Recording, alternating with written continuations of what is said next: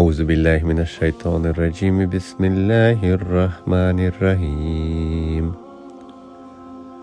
یو هغه شی چې په دې ژوندانه کې حتمي پیښیدونکی ده هغه د مرګ، او موږ ټول مرو.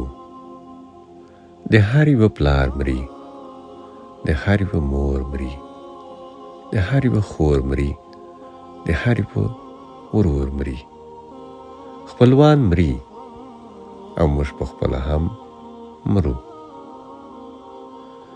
خو آیا دا ګمان کوئ چې بیا به را ژوندي سو؟ که ستاسو د زړه نه څوک دا تپوس وکړي، د زړه نه، چې کله موږ مړه سو، خاورې او ایرې سو، نو بیا به بیرته را ژوندي سو؟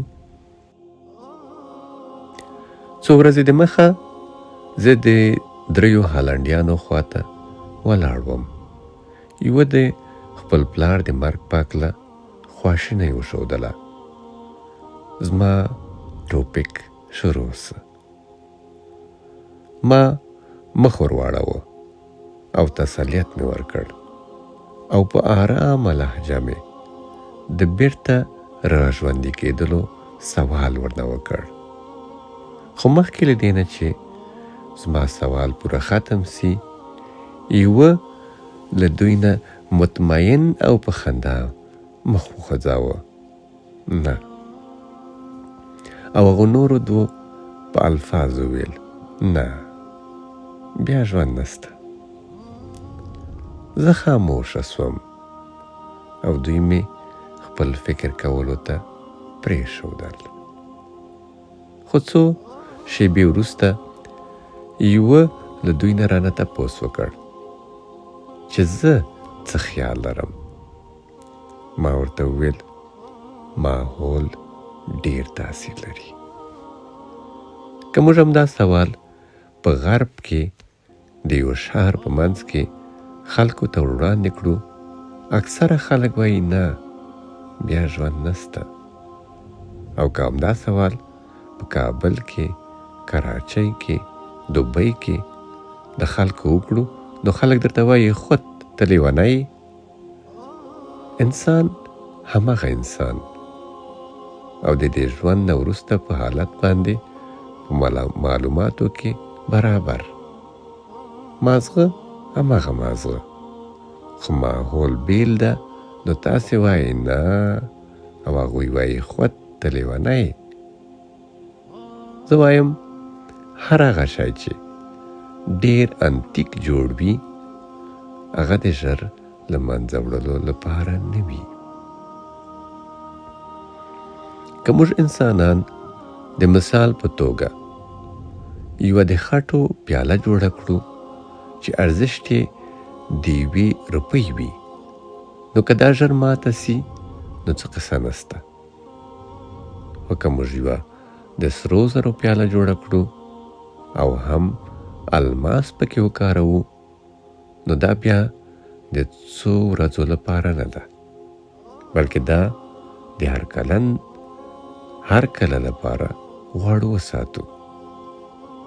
زه مسلمان یم، او زموږ په کتاب کې ویل سوي دي چې موږ انسانانو ته پکار ده چې په خپل وجود کې غور وکړو، او په خپل ځان باندې غور وکړو، او دا چې زموږ په وجود کې د الله تعالی چې د ټولو عالمونو جوړونکی ده خاصې نشانیانې دي، او دا چې انسان په ډیره لوړه سویه د اعتدال کې تخلیق سوی ده، په ډیره ښه بڼه کې پیدا کړل سوی ده.